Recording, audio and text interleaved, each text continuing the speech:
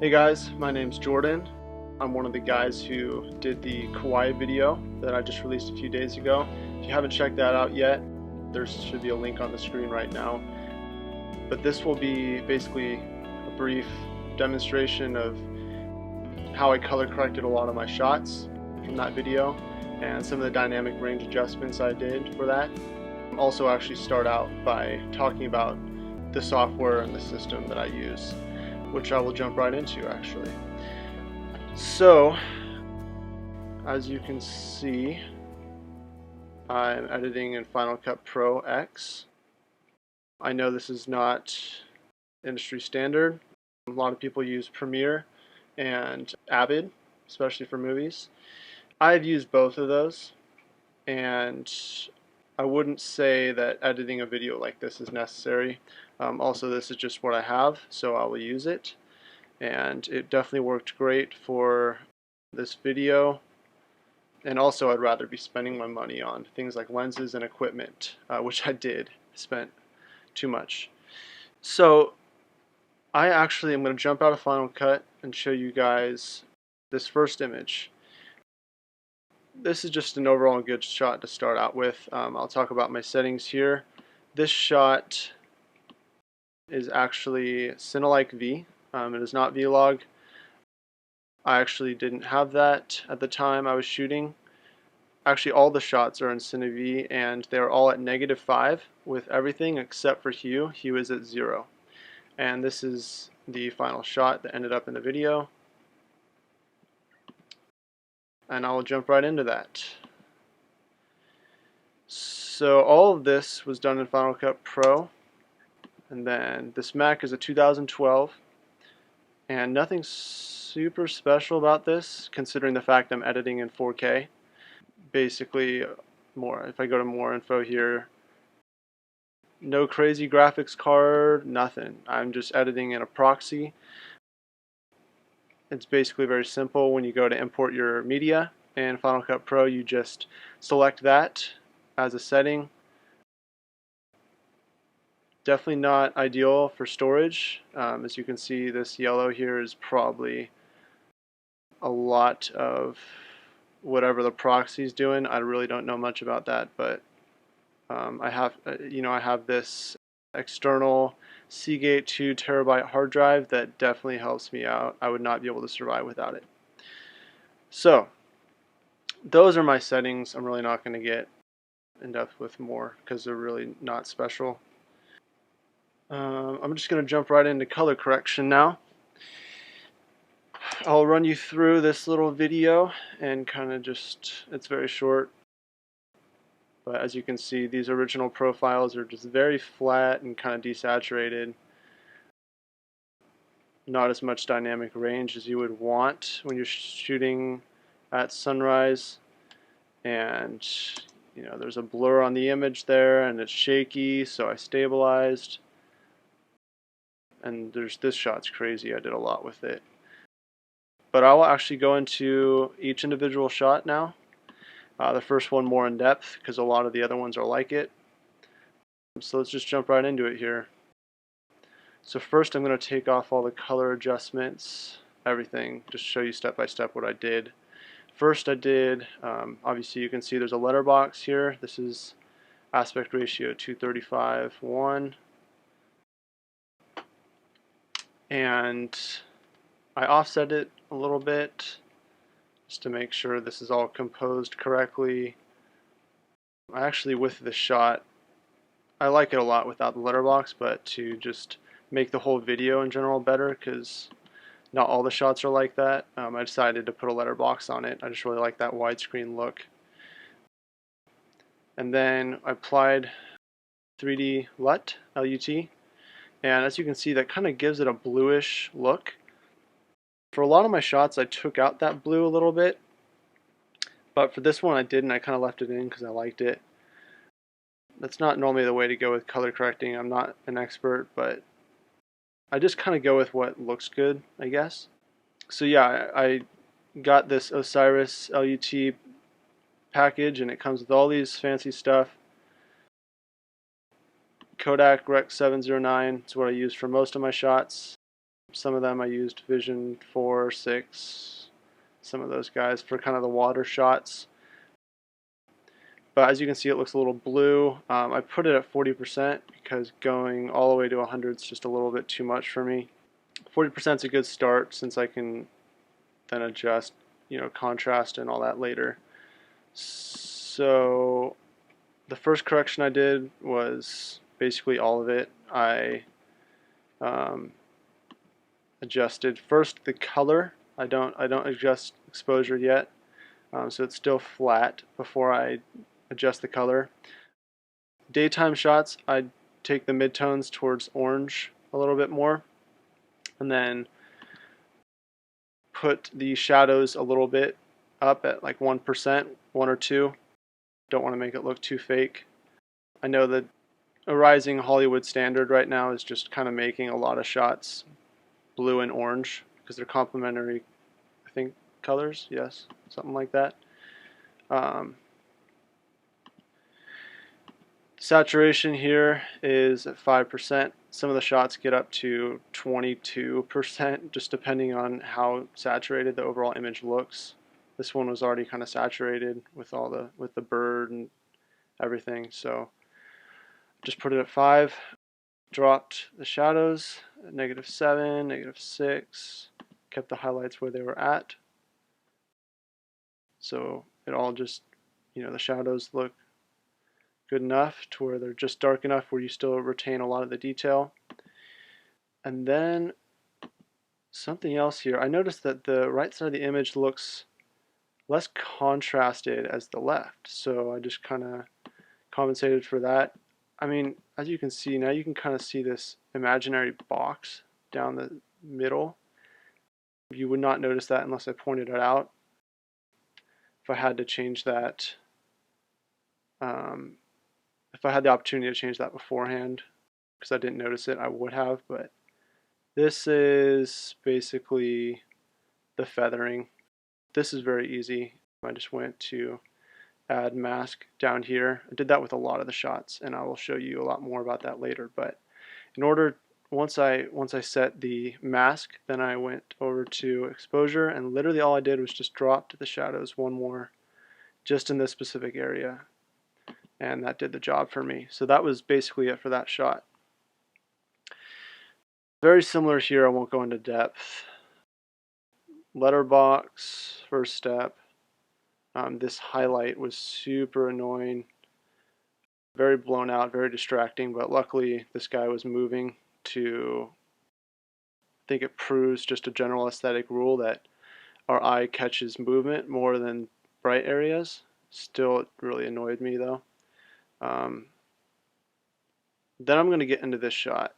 This shot, as you can see, just first of all, look at this left side. It is so dark. So I will, and as you can see, this is a moving shot, so this isn't super simple as the other ones. I did a lot of the same things with the other static shots, like you saw in the beginning. Here we go. So yes, there's the letterbox. There's the LUT at 40%. Kind of gives it that blue and orange look. What was different about the coloring here is that I will first actually take off all of these just to show you what I did. Correction 1. So the first thing I did, just overall color. I actually, for the sunrise and sunset shots, for the most part, I brought them into the purple range. So only up to 5% for this one. The rest, shadows were the same as 1. Didn't adjust any of the highlights or the global range. So saturation here, I actually boosted up to 15%. The other shot I showed you was at 5. Just depends on what you think looks good. So basically here I thought it was just overall dark, so I brought up the shadows the other way instead of down, brightening them a little bit. Not too much though, and then the mids down a lot, then the brights a little bit. I did not want this to get overexposed. Then a lot more correction went into this, which made it look a lot better. So first I wanted to bring out this reflection a lot more. Definitely too dark. So as you can see, if I click on and off with this, you can definitely see that coming to life. First shape mask here is actually the only mask I did. The other one is just wrong. I added an extra one. So since this is a moving shot, it's still very simple. You just work with keyframes. At the beginning, you set a keyframe right here and adjust exactly where you want it. Feather it out as much as possible. Make it along the horizon. And then you go to the end or whenever it stops moving. This one actually does turn and move a little bit, but this you go to the end and set another keyframe and adjust it. And that's really as simple as it is for that one. What I did is just within that mask to brighten up those reflections, brought up the highlight significantly to 40 and the midtones down a little bit, and nothing else with the saturation or color, since all we needed to do is just brighten up this area without making it look fake. And then correction 3 here, look at what that did on the left side of the frame. I think it just brought to life the entire image, because here it's just too dark. You're just not getting detail. Once again, I'm not shooting in vlog, so when you're shooting like this in the old profiles and you want to get a really good image, it might require some steps like this. So as you can see, it's just another simple mask on the side of the frame. I just really didn't get fancy. I didn't do any motion tracking or any keyframing. I just kind of left it there, and you just cannot tell. Feathered it a lot here so that it faded out the effect, but I basically just within that mask went to exposure, brought up the midtones and the highlights, and took down the shadows. Just again, play with what you think looks good. Okay, next is this shot. Similar thing here. First of all though, this is a moving, I was holding this in my hands with my glide cam, and I wanted it completely static. So believe it or not, yeah, I was holding this. So I wanted the first step I did was to stabilize it, and it literally made it as stable as a tripod.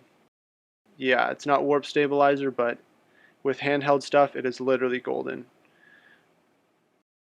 The second thing that stands out is the blur on this, on the screen here. With wide angle lenses, you definitely see a lot more of this than with telephoto. It just stands out a lot more, which can get annoying. So basically once I stabilized it, then I went into color, and I will take you into what I did there. Don't peek at what I did. Okay, first correction, just overall color. You might say, oh, that looks good enough. You know, after bringing up the shadows and down the midtones, keeping the highlights the same, I wanted to see more detail here all around, and I just wasn't getting that in the first correction.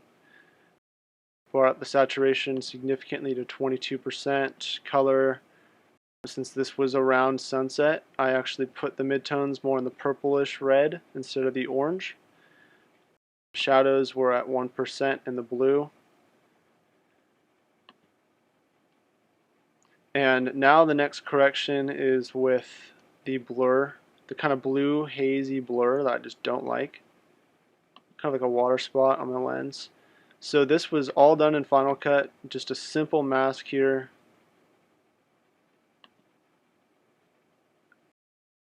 Once you add a mask right here, it'll just go to a default circle on the screen. You can just drag the center over here and then just, you know, adjust accordingly to however you like it.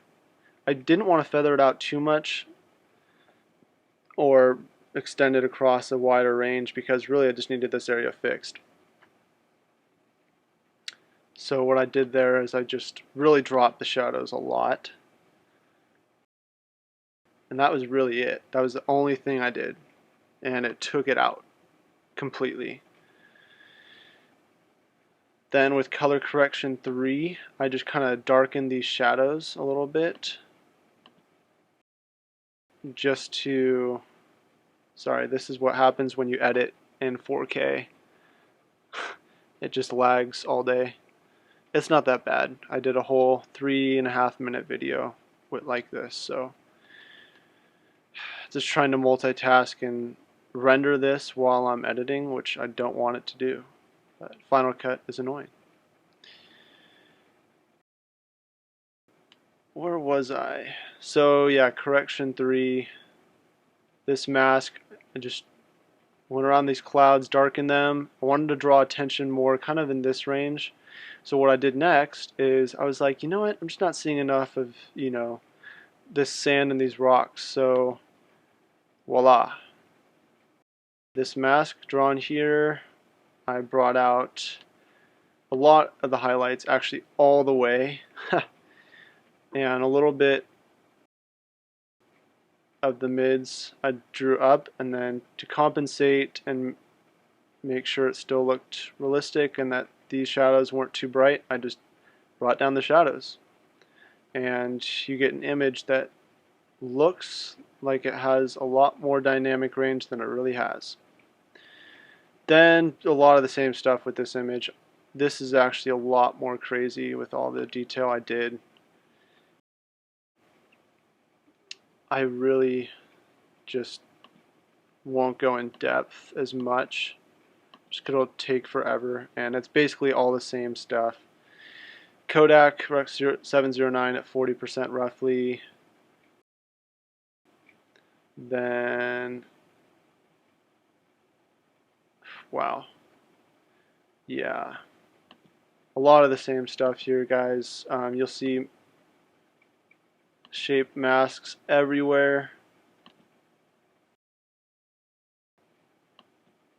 So you'll see them here, here, here. This is just this general arch here. I wanted to bring out more of the shadows to see more detail without making it too noisy, and also without making it fake. So you can see, you can definitely see this here. Some of you might actually like it better without all this detail drawn out, but I don't know, I decided to go with it anyway. Similar stuff here, just kind of personal preference. I guess looking through it now, I don't really know why that was necessary, but that's what I did. And then the other things are just minor little adjustments to specific color and highlights. It's kind of hard for this one. But yeah, that's basically it, guys. If you have any more questions or comments, just anything, definitely feel free to let me know. I should be releasing some type of behind the scenes video with what we did while we were actually filming this. It won't be super fancy because we really weren't filming each other while we were filming for this video. But definitely thanks for watching. I hope you guys like it. Once again, I'm no expert at any of this stuff. A lot of it's just kind of playing around and finding your own style and what stuff you think looks good and tells. If you're doing narratives, just telling the best story, and it all really just comes back to that. This was just kind of vacation stuff and just showing off Kauai and the beauty that it has, so I really wanted to make that as best as possible, and I really wanted it in 4K.